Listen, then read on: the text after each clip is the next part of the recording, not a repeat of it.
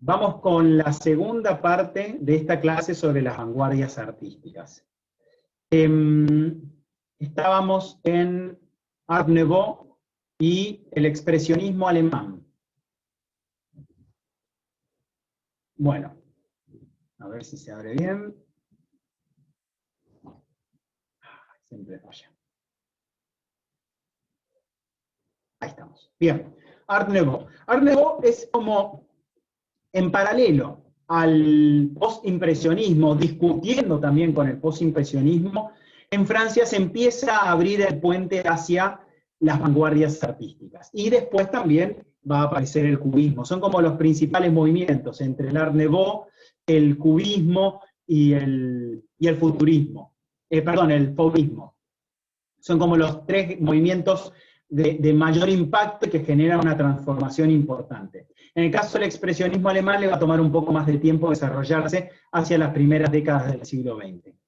En el caso del Art Nouveau tenemos una cuestión que combina el modernismo, esta cuestión de la transformación que decimos en el cambio de siglo, con el simbolismo. Klimt es uno de los artistas referentes en ese sentido, aparte de Mackintosh, Cheret y Gaudí. Trabaja con la naturaleza, pero también empieza a meter elementos de la revolución industrial. Trabaja con la línea curva, con las asimetrías, la estilización de las formas. Aparecen influencias de la escultura japonesa, y empiezan a trabajar con temas no cotidianos, pero transformados con un contenido simbólico. Vamos a ir con algunos ejemplos del Art Nouveau.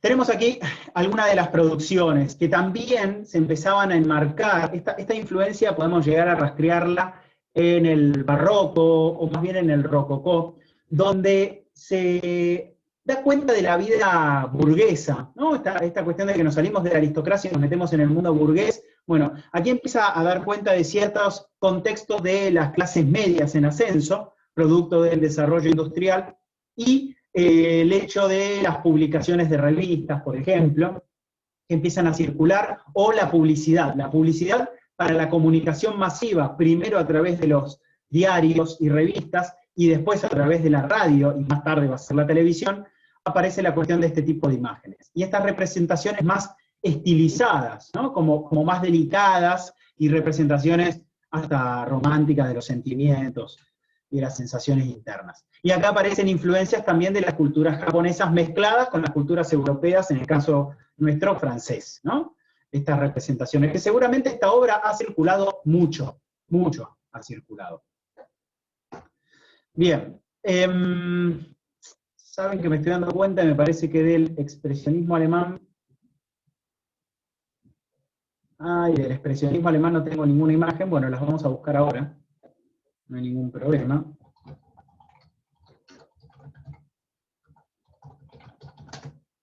Así no nos faltan. Bien. Bueno, ahí estamos.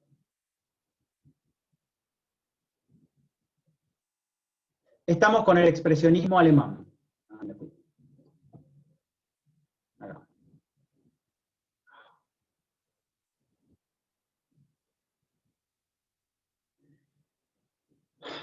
Expresionismo alemán. Bueno, de vuelta, la cuestión de los sentimientos, del romanticismo, que se mantienen a lo largo del tiempo, y se apela, se recurre a esto que sentimos adentro para hacer tipo catarsis, y como para escupirla, porque en algún punto, más que nada con el movimiento Die Brücke, el puente, que es la primera etapa, digamos, del expresionismo alemán, saca a flote todo aquello que tienen adentro, ¿no? O sea, es como una especie de catarsis.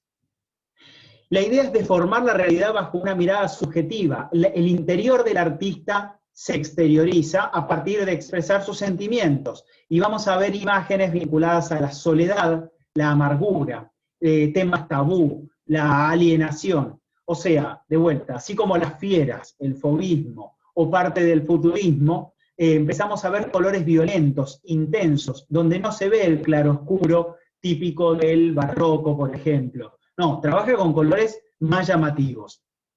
Las influencias fueron Van Gogh, donde van a encontrarse con pinturas que se puedan llegar a ver las pinceladas, a poder distinguirlas. El arte medieval, recuperamos elementos del arte gótico, y el Greco, que es otro artista. Bueno, tiene varias influencias que van apareciendo.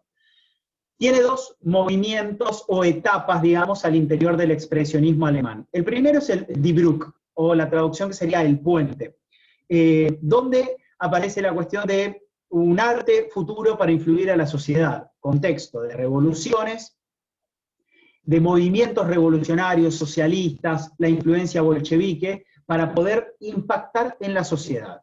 Mientras que el otro movimiento, Der Blaue Reiter, que sería como el caballo azul, es un movimiento que trabaja de una manera más refinada, más espiritual y desde la depuración física. O sea, estamos hablando de movimientos que tienen que ver con, perdón, estaba chequeando porque no es el caballo azul, es el jinete azul. Reiter es jinete. Lo que tratan, por ejemplo, allí aparece Kandinsky. Kandinsky empieza a influenciar para poder dejar la producción de conocimiento teórico en relación al arte, a la estética, a las técnicas, a los colores. Bueno, va definiendo cuestiones que son fundamentales. O sea, esto es interesante, que se empieza a producir teoría a partir de la producción artística. Algunos artistas se detienen en eso y otros trabajan más de la expresión, así como si fuese una especie de escupir todo el arte junto. Vamos a buscar, quiero que veamos algunos ejemplos.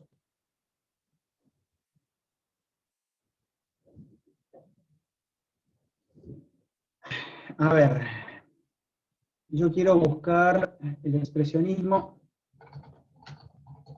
Jinete Azul se llama por una obra que era justamente un caballo. Fíjense los colores que empiezan a utilizar. Hay elementos muy claros vinculados al fauvismo, ¿no? Estas representaciones con colores muy fuertes, muy intensos. Y después podemos ver distintas obras. Fíjense que tenemos elementos que son muy similares con el fauvismo, donde la figuración es un elemento también de representación, donde están las figuras no representadas de manera exacta, sino que de algún modo empiezan a representar también, bueno, justo aquí no se ve, empiezan a representar los sentimientos internos, el grito, por ejemplo, bueno, las sensaciones, las emociones, la soledad, la tristeza. Son algunas de las expresiones que nosotros empezamos a ver en las distintas obras, y juegan, así como jugaba un poco Van Gogh, con el tema del movimiento, la fluidez, el estirar las pinceladas. Bien. Vamos a seguir ahora con... Profe, como que se le cortó. Ah, ¿y el resto también se le cortó? ¿Se me cortó? ¿Qué parte no escucharon? ¿Ahora me escuchan bien? Ahora sí. Bueno, lo último que decía era esta cuestión de que esto que estamos charlando en la materia en relación al análisis semiótico, esto que yo les decía en cuanto a la semiosis infinita, a las condiciones de producción, o sea, a aquello que vino antes que nosotros y de algún modo nos influencia. Por eso, de vuelta, para habilitar el debate con los planteos de Avelina Lesper, que esta cuestión de que el artista arranca su obra de la nada.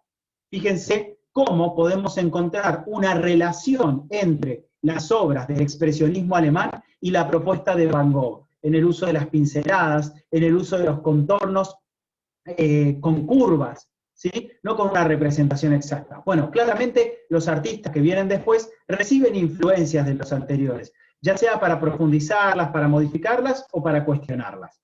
En el caso del expresionismo alemán, recibió influencias en ese sentido, entre otros artistas de Van Gogh.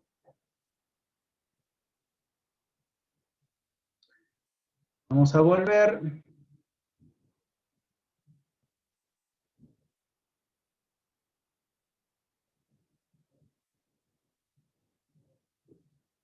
Acá llegamos entonces a estos movimientos que, digamos, quedan como corridos del mapa, como si fuesen en paralelo, pero de algún modo son los artistas que también han influenciado significativamente en este quiebre de paradigma estético, que han venido a poner en duda todo el arte que existía, porque viene a transformar el lugar del artista, vienen a transformar el lugar del espectador, y en particular vienen a transformar el objeto de arte.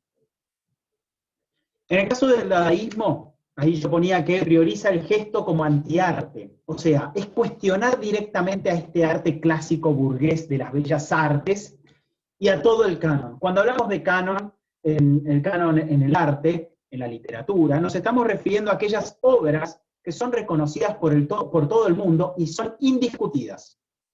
Duchamp vino a decir, bueno, podemos discutir ese canon, porque ese canon está impuesto desde sectores burgueses privilegiados. Vamos a plantear que el arte puede quebrar sus límites y abrirse cada vez más. Por eso está contra la belleza eterna, contra la pureza, contra la razón.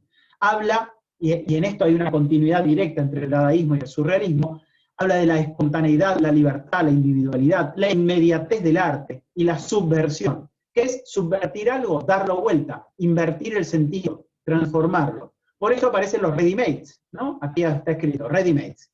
Esta cuestión de trabajar con materiales de desecho o con objetos cotidianos para darles un nuevo sentido. Entre los artistas, además de Duchamp, tenemos a Art, Schwitters, Picabia, Man Ray. Bueno, son distintos artistas que van a poder encontrar obras que se enmarcan en el dadaísmo, y algunos continuaron hacia el surrealismo. El surrealismo, y esto es un debate, es una expresión francesa, surrealisme. No es que es subrealista, que está por debajo de la realidad, sino todo lo contrario. Quiere decir que está sobre el realismo. Es una realidad que se supera a aquello que nosotros conocemos. Mientras que las otras corrientes de arte se influencian mucho por corrientes de arte anteriores, el surrealismo, al igual que la escuela Bauhaus, por ejemplo, se va a alimentar de distintas fuentes de conocimiento. Estamos en el contexto en el que el psicoanálisis de la mano de Freud empieza a explotar en el mundo, empieza a ser reconocido mundialmente, y va a influenciar en algo, en una técnica que utilizan ellos, que es el automatismo psíquico. ¿En qué consiste el automatismo psíquico? Van a encontrarse, cuando revisen las obras de Dalí, van a ver que esas obras parecen salidas de un sueño, como cuando ustedes tienen una muy mala pesadilla y soñaron cosas que no tienen mucho sentido. Bueno, la idea del automatismo psíquico era bajar todos los niveles de conciencia. O sea, trabajar desde la inconsciencia de manera automática, sin ningún freno consciente o racional, y poder expresar lo que me surge. El análisis de los sueños que propone el psicoanálisis se vuelve un insumo, como si fuese una musa inspiradora para los artistas. Después tenemos el romanticismo, con uno de sus representantes, el Bosco, y también están influenciados, como el constructivismo ruso, por la revolución bolchevique y la congregación de los trabajadores. Existieron 3 internacionales hasta ese momento, la primera, la segunda y la tercera internacional socialista, donde se debaten estas ideas desde Marx hasta Lenin, ¿no? Artistas, André Breton, Luis Buñuel, Salvador Dalí, Miró, Magritte, que ya lo hemos charlado, Jules Solar. Bueno, son algunas de las expresiones de este movimiento. Otra de las técnicas que se pone en práctica, yo no sé si ustedes han jugado alguna vez al cadáver exquisito. Seguramente lo han hecho, pero capaz no lo conocen con ese nombre. ¿Alguien conoce lo que es el cadáver exquisito? No tiene nada que ver con comer, ¿eh? Es una técnica que se utiliza, en el arte se puede utilizar, pero también se puede utilizar. ¿Lo habían escuchado hablar? ¿No? No. Nada. Bueno, el cadáver exquisito es como que le cortamos la cabeza a la persona. ¿Pero en qué consiste? Consiste en agarrar una hoja de papel y supongamos que yo quiero dibujarle a un personaje la cara. Entonces yo le dibujo la cara. Doblo el papel para que no se vea la cara y se lo paso a mi compañero de al lado. Mi compañero de al lado le corresponde la franja del pecho. Así que él va a inventar una franja del pecho. Y después lo va a doblar y lo va a tapar. Y se lo va a pasar a otro compañero. Y ese otro va a dibujar el torso hasta la cintura. Bien, lo va a doblar y lo va a cerrar y lo pasa al siguiente. Y el siguiente va a dibujar las piernas. ¿Bien? Pero cada uno no vio lo que hicieron los anteriores. Así que cuando se saca y se desarma toda la hoja, nos encontramos con un Frankenstein.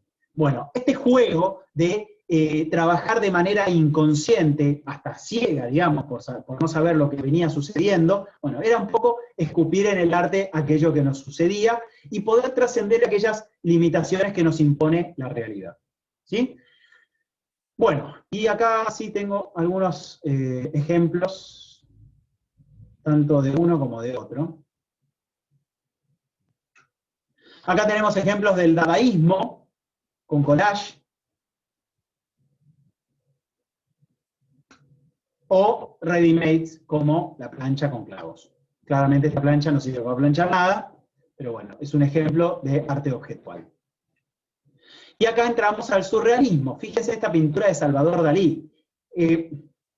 ¿Cómo explicarla? ¿No? Estamos hablando de una fruta de la cual sale un pez que se está comiendo un tigre, y el tigre está a punto de agarrar una escopeta que está apuntando a una chica que está desnuda.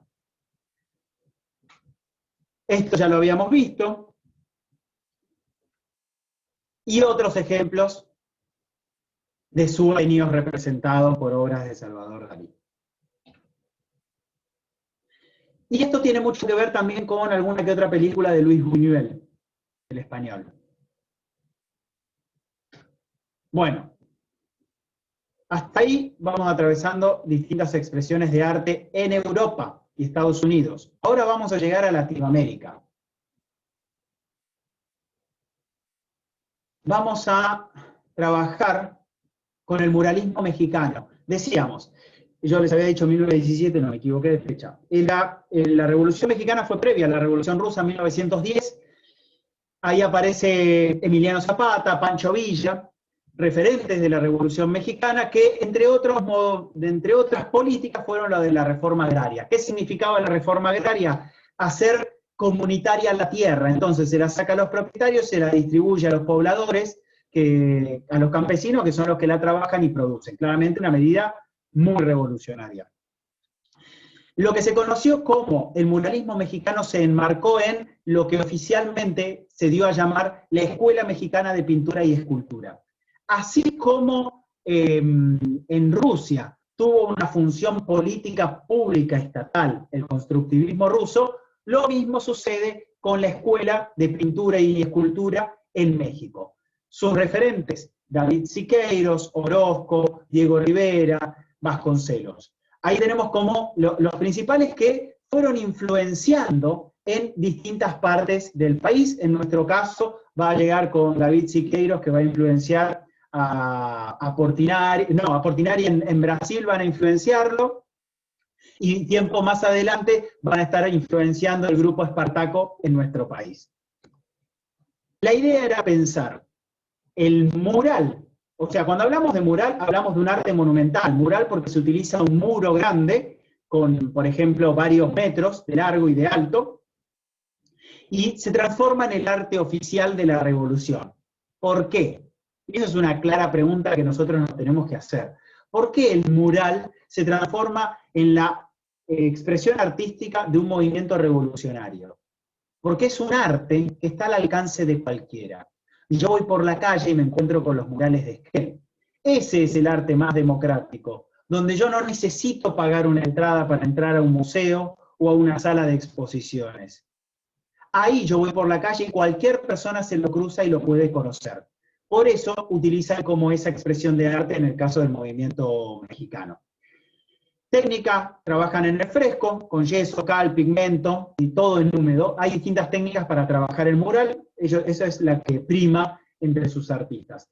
Los temas con los que se van a encontrar, la cuestión política, la denuncia política atraviesa prácticamente a todos los murales. En algunos casos hay representaciones solamente visuales, y en otros aparece el texto. Van a encontrarse con referentes políticos, revolucionarios, van a aparecer indígenas, obreros, campesinos, ¿sí? En el caso del modernismo brasilero, la cuestión política no está tan marcada. Vamos a tener que aparecen dos grandes grupos, Pau Brasil y Antropofagia, que la idea de antropofagia era como comercial arte europeo. ahí está mal escrito, es al arte europeo. Y bueno, tenemos a Cándido Portinari, Dil Cavalcanti, Do Amaral. Mientras que en Argentina, nada que ver. En Argentina van por otro lado, ¿sí? O sea, los artistas no se agrupan. Ahí yo puse algunos nombres de artistas que no tienen una vinculación, no que están agrupados como una escuela o como un movimiento que comparte ideas, elementos. Tenemos a Fader, a Maljarro, a Curatela Manes, a Figari, ¿sí? Que son más que nada influenciados por el impresionismo para representar aquello que pasa en las calles y en los campos de nuestro país. Y en Uruguay lo mismo. Vamos a ver ejemplos de muralismo mexicano.